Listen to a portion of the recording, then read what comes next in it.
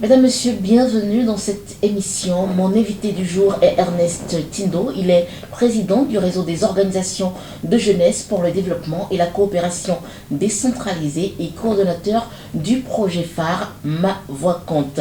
Bonjour monsieur, bienvenue dans cette émission. Bonjour madame.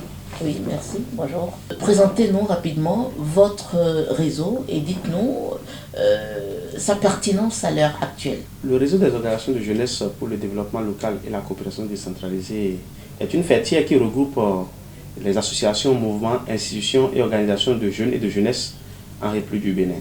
Donc au jour d'aujourd'hui, nous avons une centaine d'organisations qui se sont affiliées au Roger de Code. Le Roger de Code dispose des instances décisionnelles telles que l'Assemblée générale, il y a un bureau exécutif national que j'ai l'honneur de présider. Il y a les coordinations départementales, nous disposons de 24 coordonnateurs départementaux.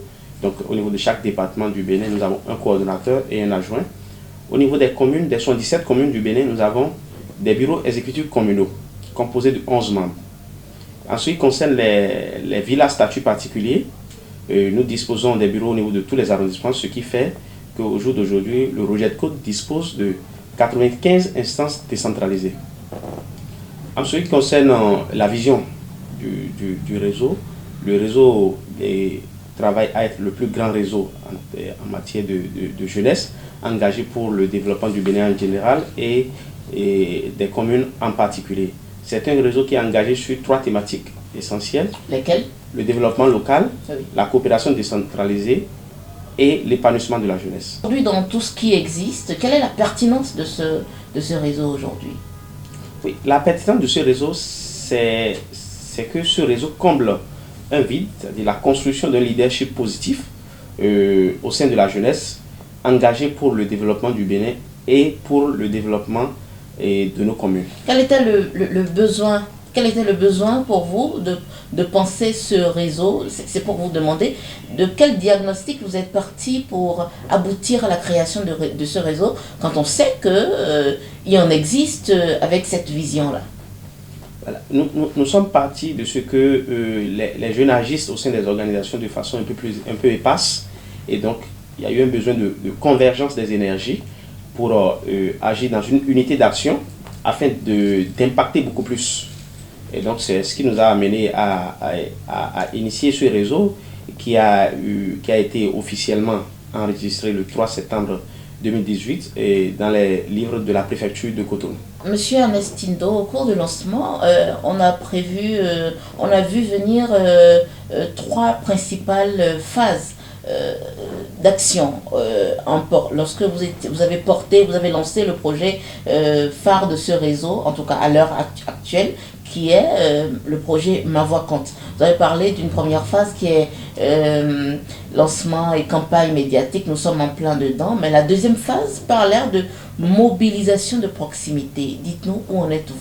Voilà, effectivement, nous avons lancé le 21 octobre 2020 à Zalaï Hôtel de Cotonou le projet Ma Voix Compte, qui est effectivement un projet phare et qui s'intéresse aux élections présidentielles de 2021 dans notre pays, le Bénin.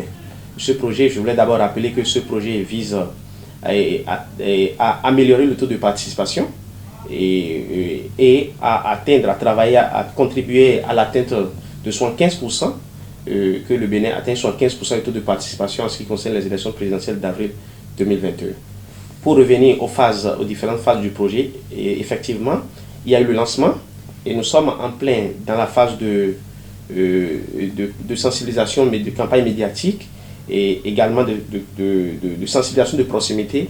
Et vous n'êtes pas sans savoir que la COS Lépi vient de boucler la phase d'affichage des listes électorales. Nos équipes, dans une douzaine de langues locales et en français également, se sont mobilisées à travers les 77 communes du Bénin pour passer des messages en langue locale comme en français, pour inviter les populations à consulter les listes électorales, pour inviter les populations à contrôler les attitudes de leurs données personnelles et au besoin à signaler les dysfonctionnements afin de s'assurer d'être dans les conditions légales d'exercice de leur droit de vote. Et donc la campagne médiatique continue. Nous continuons de sensibiliser à travers les médias traditionnels et les canaux digitaux. Et la deuxième phase qui est la phase de mobilisation de proximité, de proximité, c'est que l'équipe de la coordination va descendre sur le terrain et il y aura des rencontres avec, et au niveau des communes, des rencontres avec les différentes couches pour expliquer aux populations l'importance du droit de vote. Parce que nous sommes partis du diagnostic que le niveau de conscience électorale des populations est bas. Et donc, aujourd'hui, il faut travailler à l'éducation à la citoyenneté pour élever le niveau de conscience citoyenne au niveau des populations, afin que les populations puissent comprendre l'importance d'exercer son droit de vote, parce que, vous savez, en matière électorale, chaque vote peut faire la différence. Quelle que soit la couleur, quel que soit le choix que souhaitent opérer les populations. L'essentiel, c'est que les populations sortent pour exprimer leur droit de vote. Et donc, j'ai mis l'accent sur un pan du diagnostic que nous avons eu à faire, le faible niveau de conscience électorale des populations. Mais de l'autre côté, il y a le discours des acteurs politiques. Okay. Il y a le discours des acteurs politiques qui influence le comportement des situations. Parfois, il y a eu la peur qui a été vendue, il y a eu des intimidations, il y a eu des actes qui ont intimidé ou qui ont dissuadé les populations à sortir pour aller exprimer leur droit de vote. Et donc, il est aussi essentiel pour nous de sensibiliser les acteurs politiques à modérer leur discours politique, parce que, comme vous le savez, le droit de vote est lié à la citoyenneté. Et donc, le droit de vote n'est pas lié au militantisme. Même les partis politiques n'ont pas le droit d'empêcher un citoyen futile. Un parti politique n'a pas le droit d'empêcher un citoyen futile, son militant, à exprimer son droit de vote. Donc, les faibles taux de participation qu'il y a eu au cours des 2 dernières élections, les élections communales et les élections législatives, nous avons constaté qu'il y a eu des obstacles à la libre expression du droit de vote de certains citoyens. Et donc, il est important qu'aujourd'hui... Du fait des instructions des états-majors des partis politiques, c'est ça? Et parfois des instructions, mais qui ne sont pas légales, et parfois des intimidations, parfois des actes pour même empêcher, parce que si je veux être candidat et que je n'arrive pas à remplir, par exemple, les conditions légales pour valider ma candidature, je n'ai pas le droit d'empêcher mes voisins ou les gens de mon quartier ou de ma commune à aller voter parce que je n'ai pas pu être candidat. Donc, chacun doit pouvoir rester dans ses droits et ne pas enfreindre aux droits des autres. Et donc, c'est ce qui nous a amené à initier ce projet. Et la deuxième phase, effectivement, nécessite que nous descendons sur le terrain et que nous rencontrions les populations pour les sensibiliser sur l'importance du droit de vote, l'intérêt de voter, parce que c'est un moment, c'est le meilleur moment pour exprimer sa souveraineté, parce que la souveraineté appartient au peuple. Ça a été rappelé à l'article 4 de notre Constitution, et l'article 4 de notre Constitution est très clair. Le peuple exerce sa souveraineté à travers ses élus. Et donc, c'est le meilleur moment, la meilleure souveraineté s'exerce par le peuple à travers les urnes pour pouvoir choisir les élus. Donc, il n'est pas souhaitable qu'un citoyen ne participe pas. D'ailleurs, voter, c'est un devoir citoyen. Oui, qu'un citoyen s'abstienne de voter, de participer à des options pour son pays, de faire des choix. On peut, à travers une élection, approuver ou désapprouver un candidat, une vision, un état de choses ou une réforme. Donc, l'essentiel, c'est de sortir pour exprimer son droit de vote. Ernest Tindo, vous êtes le coordonnateur du projet Ma Voix Compte, et dites-moi comment un projet quand même très ambitieux aujourd'hui dans le contexte où nous sommes au Bénin, comment est-ce que, sur quoi vous comptez pour la mobilisation des ressources afin d'atteindre les objectifs fixés? Merci beaucoup pour cette question très importante pour nous. Et nous comptons d'abord sur l'engagement des membres du réseau. Le Rougette Côte, c'est un réseau de plus de 1000 membres, plus de 1000 jeunes engagés, une centaine d'organisations de jeunesse affiliées au réseau. Donc nous comptons d'abord sur l'engagement des membres du réseau. Et vous savez, Rougette Côte, c'est une organisation au sein de laquelle les membres payent leur cotisation mensuelle qui est de 5 000. Okay. Et donc nous avons des ressources propres. Mais au-delà de nos ressources propres, d'ailleurs sur lesquelles nous sommes appuyés pour lancer le projet, nous comptons sur l'appui des partenaires techniques et financiers qui accompagnent ou qui financent la promotion de la démocratie, qui financent la bonne gouvernance et qui financent la gouvernance inclusive, la démocratie, les droits de l'homme, parce que vous voyez, le droit de vote, c'est un droit civique et politique. Oui. Et donc, nous comptons sur l'appui de ces partenaires-là, et nous avons écrit à l'ensemble des PTF qui sont présents dans notre pays, nous les avons saisis et qui interviennent dans ce domaine-là. Nous comptons sur leur retour favorable afin de pouvoir mener l'ensemble des actions que nous avons prévues dans le cadre de ce projet. Nous comptons également sur l'accompagnement, la collaboration et l'accompagnement des organes en charge, des institutions en charge d'organisation des élections dans notre pays, telles que la COSLEPI, la Sénat, la Cour constitutionnelle, et pour que les accréditations nécessaires dont nous avons besoin pour la troisième phase du projet, qui est l'observation des élections, que cette accréditation puisse nous puissions être délivrée. Nous comptons sur la collaboration avec la COSLEPI et la Sénat pour pouvoir mener les campagnes de sensibilisation nécessaires afin de renforcer ce que ces institutions font déjà sur le plan de la sensibilisation en ce qui concerne la participation effective des populations aux élections.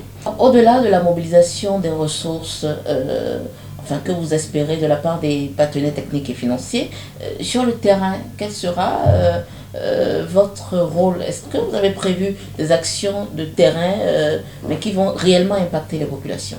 Nous avons nos équipes, nous avons 95 instances décentralisées qui sont engagées dans la mise en œuvre de ce projet.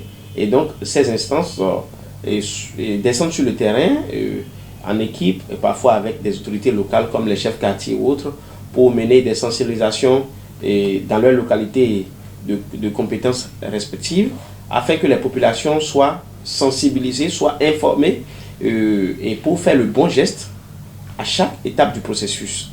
Et vous savez, nos équipes sont descendues dans les marchés, à la sortie des messes, au niveau des églises, au niveau des mosquées, ainsi de suite, dans les lieux publics, pour informer les populations de ce qu'elles doivent consulter les listes électorales. Ceux qui sont en âge de voter doivent consulter les listes électorales pour s'assurer d'être en condition légale d'exercer le travail. Donc, le terrain, les actions de terrain, c'est déjà maintenant. Et la deuxième phase, je vous ai dit, il y aura une tournée nationale. L'équipe de la coordination nationale que j'ai l'honneur de présider descendra sur le terrain. Nous allons rencontrer les populations, leur expliquer l'importance du droit de vote et les informer des différents comportements exemplaires qu'ils doivent avoir à chaque étape du processus. Et l'autre action du terrain, à la dernière phase, c'est que nous allons déployer les observateurs avec le concours des PTF. Nous allons déployer les observateurs dans l'ensemble des bureaux de vote de notre pays afin de constater l'affluence des populations. Affluence ou non? Voilà, l'affluence des populations, nous restons très optimistes. L'affluence des populations pour constater l'atteinte des objectifs ou peut-être le dépassement des objectifs qui est de 75% de taux de participation. Pour l'instant, dans votre démarche sur le terrain, quelle est la réceptivité des populations? Ah oui, les populations sont très réceptives parce que, il faut l'avouer, il y a des gens qui manquent d'informations. Il y a des gens qui manquent d'informations, donc c'est très important. Nous avons constaté que c'était vraiment nécessaire de sensibiliser les populations, leur expliquer, de travailler à élever leur conscience électorale. Les populations sont restées très réceptives à nos messages et nous pensons continuer dans ce sens-là. Vous l'avez martelé que le réseau des organisations de jeunesse pour le développement et la coopération décentralisée est un réseau apolitique.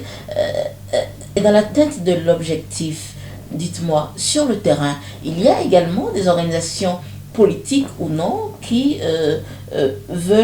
travaillent à l'amélioration du taux de participation concernant les prochaines élections. Quelle est la collaboration entre vous? Est-ce que vous y pensez? Ah oui, bien sûr, nous y pensons et nous avons un pan qui est dédié et d'ailleurs aux organisations politiques parce que, comme je l'ai rappelé à l'entame de cette émission, c'est qu'il faut sensibiliser les acteurs politiques pour qu'ils aient des discours assez responsables et des discours qui ne créent pas des obstacles à la libre expression du droit de vote et des discours de paix.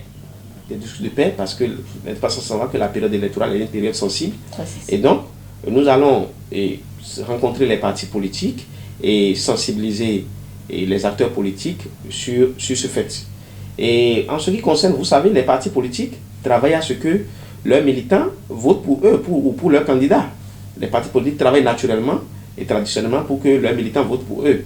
Nous, notre rôle, c'est de sensibiliser les partis politiques pour qu'ils continuent et de jouer ce rôle, tout en n'empêchant pas les militants d'un autre parti politique. Oui, au-delà des partis politiques, monsieur Tindo, au-delà des partis politiques, l'existence d'autres organisations de jeunes, politiques ou non, quand je dis politique, des organisations qui répondent de partis politiques ou de mouvements politiques, et également d'autres organisations ou d'autres réseaux de jeunes apolitiques ayant la même vision. Est-ce que vous collaborez avec ceux-là ou est-ce qu'il faudra s'attendre à des guerres de leadership sur le terrain? Ah non, pas du tout. Il n'y aura pas de guerre de leadership parce que nous sommes en train de travailler pour apporter notre modeste contribution à l'atteinte de cet objectif qui est le forte de participation.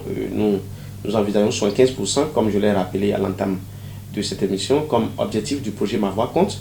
Que ce soit les partis politiques, que ce soit partis politiques ou mouvements politiques ou organisations de la société civile et toutes les institutions qui peuvent travailler à ce que l'objectif soit atteint, je pense que c'est un travail complémentaire, que ce soit au niveau des états-majors politiques ou de la société civile, ou jeunesse ou non, toutes les organisations qui peuvent contribuer à ce que chaque citoyen puisse exprimer son droit de vote, afin de participer.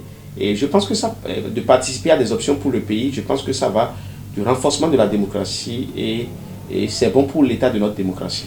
Ernest Tindo, nous sommes au terme de cette émission. Vous avez un appel à lancer? Je voudrais d'abord lancer un appel aux partenaires techniques et financiers qui sont engagés sur les questions de démocratie, de droits de l'homme et de gouvernance inclusive au Bénin et en Afrique, qui sont installés au Bénin. Et les partenaires que nous avons saisis déjà, je voudrais les inviter à soutenir le projet Ma Voix Compte afin de soutenir la promotion de la démocratie béninoise, de soutenir les élections paisibles et de soutenir l'engagement des jeunes au service de la paix et au service du développement du Bénin. Je voudrais également lancer un appel aux populations béninoises, aux citoyens en âge de voter, de s'assurer et de faire le bon geste à chaque étape du processus, de s'assurer d'être dans les conditions légales d'exercer leur droit de vote et d'exprimer librement leur droit de vote afin de participer aux options pour notre pays. Ce n'est que par ce fait que le peuple peut exercer sa souveraineté conformément à notre constitution. Mesdames, Messieurs, c'est la fin de cet entretien. Les élections sont l'opportunité pour le peuple de clamer sa souveraineté. Ernest Tindo était mon invité. Il est président du réseau des organisations de jeunesse pour le développement et la coopération décentralisée et le coordonnateur du projet Ma Voix Compte. Merci de nous avoir suivis.